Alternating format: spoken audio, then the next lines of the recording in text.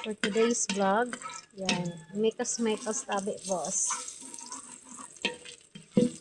Masiram daw ang.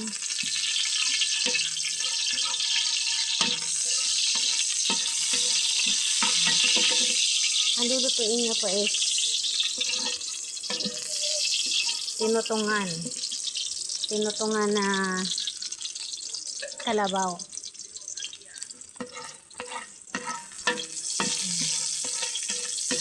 Sinunog-sunog yung niyog pag ginata.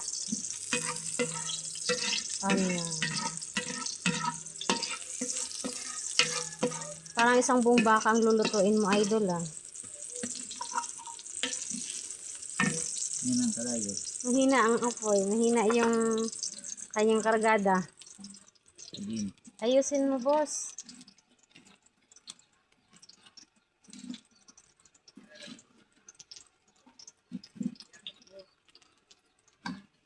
Ano po yung lulutuin niya? Pasensya na po kayo sa aming kapaligiran. Dahil kami mahirap lang ang ganyan po yung itsura ng aming pamamahay. Guys, welcome. Malakas na yung apoy. Ano po yung next, idol? Aking iaabot sa'yo. Ayan na po yung baka. Kalabaw po pala. Ayun.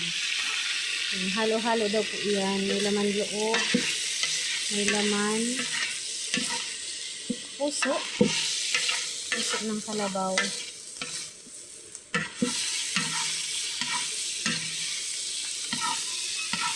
Shout out po sa nabigay ng ulam na yan. Sino talaga? Bird na po ang magbalik ng pagpapala. Galing sa isa ubang katong kalabaw na to. Mula po yan sa huban. Sa kalabaw na yan. Hindi nakabangon. Kailangan mo boss ng asin.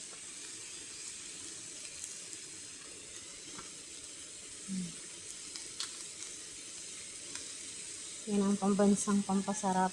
Huwag niyo nang tingin kung ano yan. Pero alam niyo kung ano yan. Guys.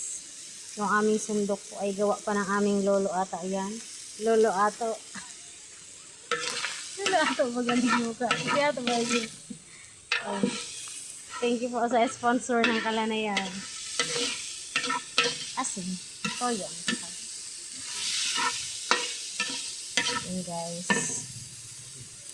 Ang aking